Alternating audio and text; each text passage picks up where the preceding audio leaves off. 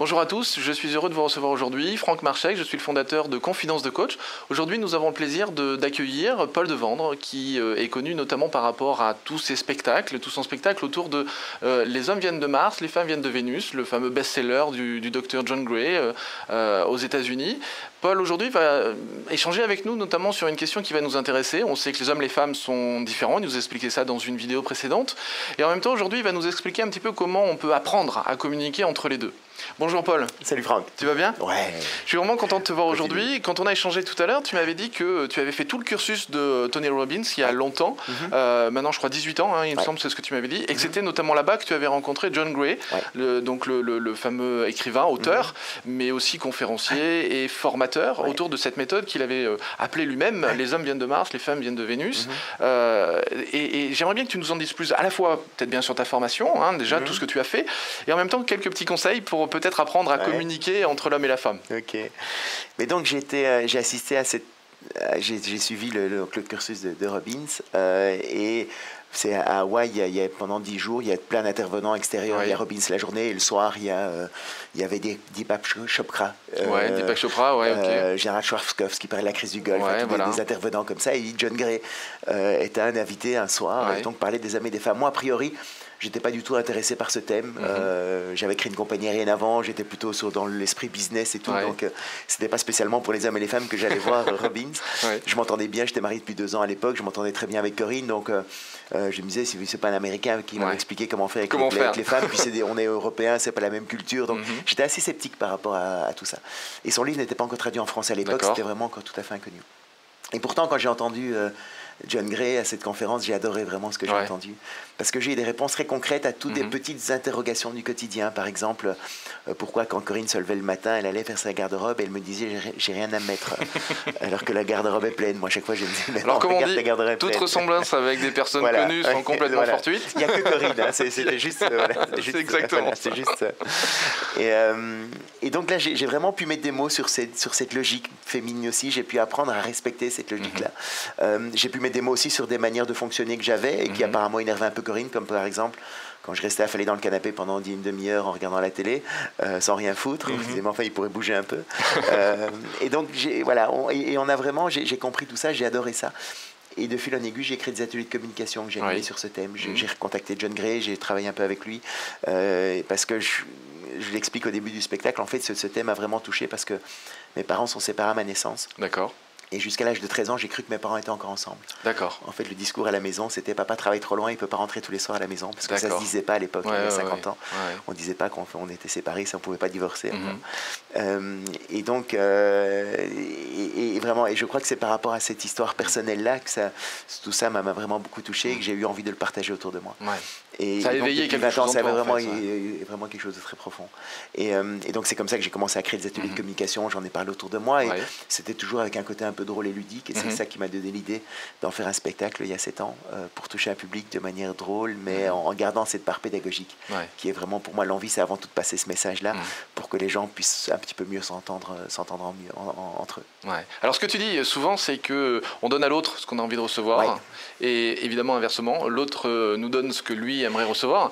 Qu'est-ce qu'on peut mettre en place justement pour améliorer cette façon de communiquer? Comment est-ce qu'on peut apprendre à parler, comme tu le dis toi-même, le langage de l'autre? Comment on peut faire?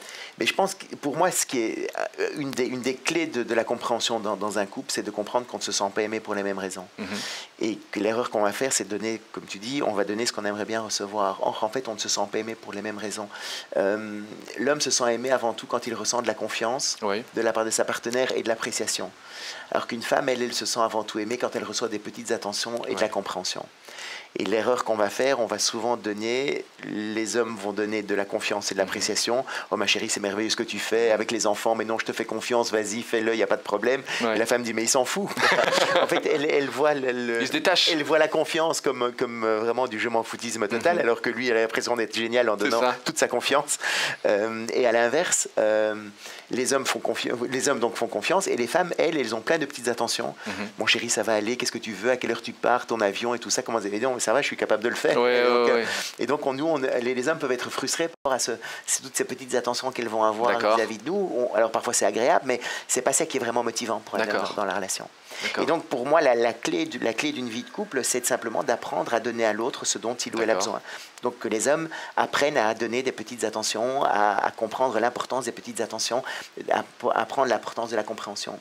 Et ce qui est assez paradoxal et ce qui est marrant, c'est qu'en fait, au début de la relation, ça vient naturellement, ça. Les hommes, naturellement, sont attentionnés. Ils vont téléphoner, ils ouvrent la portière, ils prévoient des sorties et tout ça. Donc, voilà, il est au petit soin vis-à-vis d'elle parce qu'il veut montrer qu'il est amoureux d'elle. Donc, mais le problème, c'est que lui, il pense que c'est juste à faire pour montrer qu'il l'aime. Pour la découverte. Pour la découverte. Et une fois qu'on s'aime, maintenant, c'est acquis. Une fois qu'on est ensemble, elle sait que je l'aime, c'est bon, il n'y a plus de justement, parce qu'il y a cette notion de confiance que lui a justement besoin d'établir. Donc à partir du moment où il a cette confiance, il n'a plus besoin d'avoir toutes ces marques d'attention. Voilà. Et lui il se dit maintenant c'est affaire réglée. Et puis comme il fonctionne qu'un dossier à la fois, on l'a vu, et il est séquentiel. Lui il se dit maintenant mais c'est réglé, elle sait que je l'aime. Ça c'est coché. Voilà, c'est coché, c'est fait. Maintenant je vais pouvoir me concentrer sur mon business, mon boulot pour assurer. Et c'est même pas spécialement égoïste. Lui il se dit maintenant il y a une famille et tout, donc il faut que j'assume. Et donc il a une grande responsabilité aussi par rapport à ça. Il se met cette responsabilité et il est ravi de l'assumer. Mais c'est vrai que pour lui c'est quelque chose. Donc il se dit ben voilà, je ramène des sous et tout. Donc voilà, elle va voir que je l'aime par rapport à tout ce que je fais à l'extérieur. Et en fait, elle ne le perçoit pas comme ça. Pas du tout. Elle se dit, mais c'est dingue. C'est pour ça que je compare souvent une femme à un jardin. Parce qu'un jardin a besoin d'entretien au quotidien. Et donc, c'est vrai que souvent, à un moment donné, la femme se dit, mais je viens d'engager mon jardinier. Et le lendemain, la signature du contrat, il n'en faut plus une. Effectivement, un peu frustrant pour elle. Oui, c'est ça. Donc, ce qui est important. Et très souvent aussi, les hommes font l'erreur de penser que, comme ils l'aiment très fort, ils doivent faire quelque chose de très grand pour lui montrer l'amour. Pour lui, la taille du geste est proportionnelle à l'amour qu'il peut avoir pour elle. Alors qu'en fait, non, dans son esprit à elle, c'est une petite attention, c'est un point, quelle que soit la petite attention.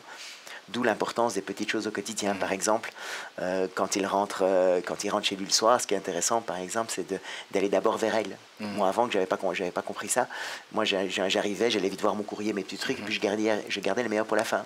J'embrassais Corinne. Et elle s'est dit, mais non, je passe après le courrier, tous ces petits trucs. Donc, elle ne le voyait pas du tout comme ça. Il y a un truc marrant, c'est je l'explique dans le spectacle, c'est qu'un jour, il y a une femme qui me dit, moi, ce qui m'énerve, c'est que chaque soir, quand mon mari rentre, il dit d'abord bonjour au chien. Et il y a le mari qui est à côté, il répond, mais oui, il court plus vite que toi.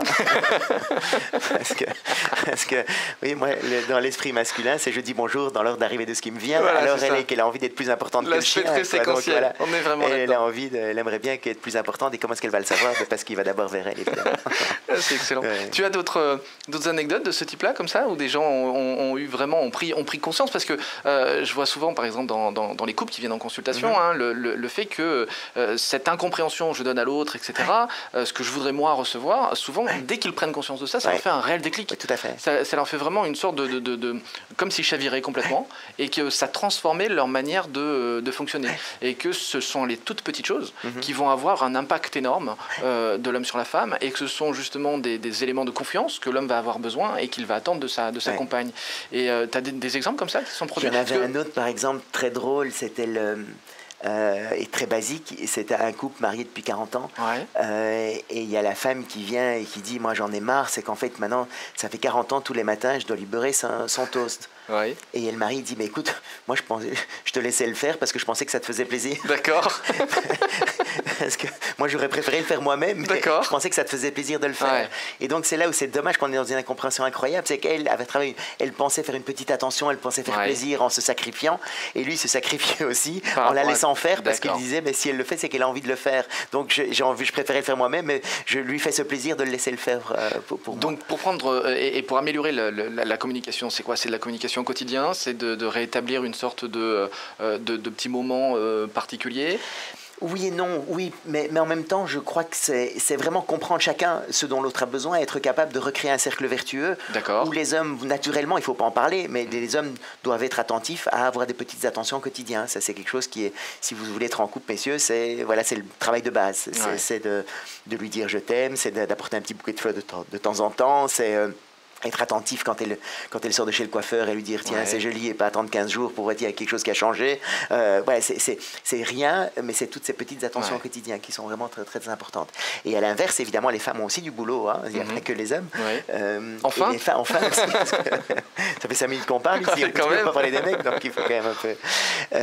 Et nous, les hommes, nous on se sent aimés avant tout quand on ressent de la confiance et de l'appréciation. Et très souvent, au début d'une relation, effectivement, les femmes vont nous donner cette appréciation en disant c'est gentil, oh, c'est chouette, oh, c'est beau cet endroit, c'est magnifique, qu'est-ce que je suis heureuse d'être avec toi. Ça peut être le truc le plus pourri, elle s'en fout, elle est juste heureuse d'être avec nous. Le problème, c'est qu'au bout d'un certain temps, elle commence à regarder, tiens, c'est pas terrible, tiens, le matelas est un peu dur, non, on n'a pas la vue sur la mer. Elle commence à avoir des petites remarques comme ça parfois, qui sont parfois juste des manières de partager. C'est pas spécialement qu'elle est pas contente, mais les hommes vont le prendre en pleine face, dans le sens du critique, du reproche, et ils vont dire la prochaine fois, t'as qu'à choisir l'hôtel toute seule, moi je vais pas me prendre le risque de refaire des initiatives si c'est pour m'en prendre plein la figure derrière. Et donc les femmes ne se rendent pas compte parfois que ces petites remarques-là peuvent être très blessantes pour un homme. Et ce qu'il faut, c'est surtout maintenir aussi l'appréciation. On a besoin d'entendre « Merci beaucoup, ça me fait plaisir, tu fais une différence dans ma vie, qu'est-ce que je suis heureuse d'être avec toi, t'es le mec le plus génial de la Terre », et on a besoin d'entendre ça.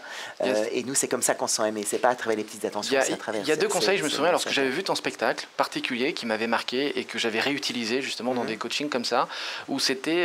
alors, je sais plus exactement comment tu avais formulé ça, c'était le fait de rentrer à la maison, et s'il n'y avait pas ça, c'était de proposer donc à la compagne cette formulation, de dire voilà, à partir de maintenant, j'aimerais bien que lorsque tu rentres le soir, on prenne juste 5 minutes ou 2 minutes, histoire de s'embrasser, de se faire un câlin et de se dire bonjour.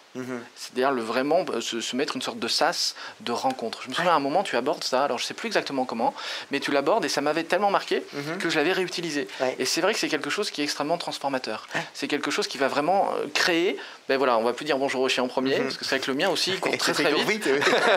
Et on va rétablir vraiment ce moment de rencontre où on était au travail chacun de notre côté, et au moment où on se retrouve, on prend juste 2 minutes pour ça. Et j'avais trouvé que ce conseil-là était vraiment extrêmement puissant. Enfin, mais c'est vraiment, ça fait partie de toutes les preuves qu'on peut apporter, quelle est la plus importante, quelle est plus importante que le travail.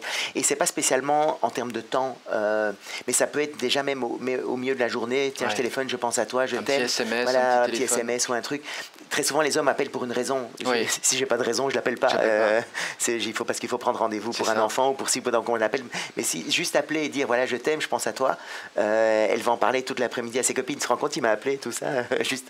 Donc c'est vraiment montrer qu'elle est importante. Et l'autre point aussi, je me suis vraiment rendu compte qu'on a 4 enfants. Et Corinne travaille à la maison, et donc, mais elle est quand même beaucoup occupée, quoi, avec les enfants à l'école quand ils étaient plus petits et tout ça. Parfois, quand je partais pendant 3-4 jours comme ça, en séminaire, en conférence, après je reviens, je me suis rendu compte qu'elle était sûrement beaucoup plus épuisée que moi. Et avant, j'avais tendance un peu dans les schémas anciens, ancestraux, c'est l'homme qui rentre, qui doit être fatigué de sa dure journée de travail, et donc il faut lui donner un peu de repos. J'étais dans cette idée un peu là.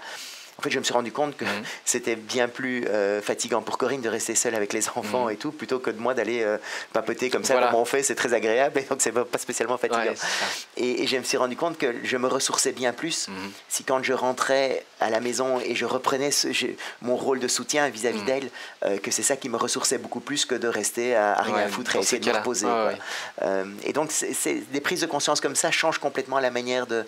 la manière d'agir et de communiquer avec elle et d'être présent pour elle, et donc elle, ça la ressource aussi, et donc on est alors dans un cercle vertueux plutôt que d'être dans ce cercle vicieux où on en fait de moins en moins et on est fâché sur l'autre, on a peur d'être en interaction, et du coup on ne comprend pas ni pourquoi il est fâché, nous on devient fâché, et il y a une sorte d'aigreur qui est en train de monter, quoi. Et puis petit à petit c'est comme ça, il y a plein de... je trouve ça tellement dommage, il y a tant de gens qui... J'ai entendu tellement de jeux de couple qui me disent, des mecs qui m'expliquent qu'ils vont rester le plus tard possible au bureau parce que ça fait moins de temps à s'engueuler quand ils rentrent chez eux. On entend souvent ce genre de réflexion, c'est triste, effectivement. Alors qu'il faudrait parfois pas grand-chose pour changer, pour recréer ce cercle. Oui, parce que dès qu'il y a cette prise de conscience, on sent l'énergie qui à nouveau est en train de remonter, ou le fait de se souvenir de pourquoi on est ensemble. C'est quelque chose aussi important dans la redécouverte de l'autre, et de retrouver ce que tu expliquais dans la vidéo. Je crois que c'était la vidéo précédente où à un moment tu disais, voilà, quand l'homme au début il est vraiment dans l'attention, il sait quoi faire dans les premières semaines, dans les premiers mois. C'est retrouver le pourquoi je suis bien avec elle, pourquoi j'ai été bien avec cette personne, me permet de retrouver un petit peu cette magie de départ et donc de recommencer avec une nouvelle énergie, quoi. Et d'avoir vraiment envie de continuer avec elle. Merci Paul. Merci Paul en tout cas pour tous ces conseils, parce qu'il y en a plein. On a un peu débordé le temps qu'on s'était donné, mais c'est vraiment super. Merci beaucoup. À bientôt. Merci Paul. Avec grand plaisir. Pour ce partage, pour ces conseils. À très bientôt. En même temps, j'aimerais vraiment vous inviter à découvrir le DVD de Paul. Donc les hommes viennent de Mars, les femmes de Vénus. Je vous encourage vraiment à le découvrir parce qu'il y a beaucoup de conseils, il y a beaucoup de secrets, il y a beaucoup de choses qui vont vous renvoyer à vous-même et dans comment dirais-je, la relation que vous pouvez établir dans votre propre couple. Et en même temps, Paul, tu nous disais aussi que tu préparais un deuxième spectacle. Oui, deuxième spectacle, mais celui-ci, j'ai joué 1200 fois maintenant, et donc ça fait 7 ans. Plus d'un million de spectateurs, je crois. Et donc il y a beaucoup d'attentes, beaucoup de gens qui me disent là, j'aimerais bien encore en savoir plus et tout. Donc j'ai créé un nouveau spectacle qui va commencer en octobre. Il y a aussi des choses, 2014. Je crois, tu me disais, sur la confiance en soi. Sur la confiance en soi, sur les enfants, sur la gestion des conflits. La relation par enfant. Quand on est en couple, souvent, il y a des enfants qui sont autour et donc ça crée aussi des interactions. La relation père-fille, père-fils, mère-fille, mère-fils, il y a aussi des petites choses, des situations. Et tu me disais que c'était à partir d'octobre 2013 à Paris ? À partir d'octobre 2013 à Paris, tout à fait. Ouais, formidable. Écoute, moi je te souhaite vraiment bon courage. Merci. Pour la suite, beaucoup de réussite, dont je suis sûr, parce que vu la réussite du premier, je pense que le deuxième a vraiment explosé. Et merci à nouveau vraiment pour tous ces conseils, c'est super. Avec grand plaisir. Merci. Et si cette vidéo vous a plu, vous pouvez simplement vous inscrire sur la chaîne Confidence de Coach et la partager avec tous vos amis. Bien évidemment, pensez à nous laisser un commentaire juste au-dessous de cette vidéo afin que je puisse répondre à chacune de vos questions. Et si vous voulez voir toutes les vidéos dès qu'elles sortent, le plus simple, c'est de nous laisser vos coordonnées sur le site internet, sur notre formulaire d'inscription. Alors au revoir et à bientôt.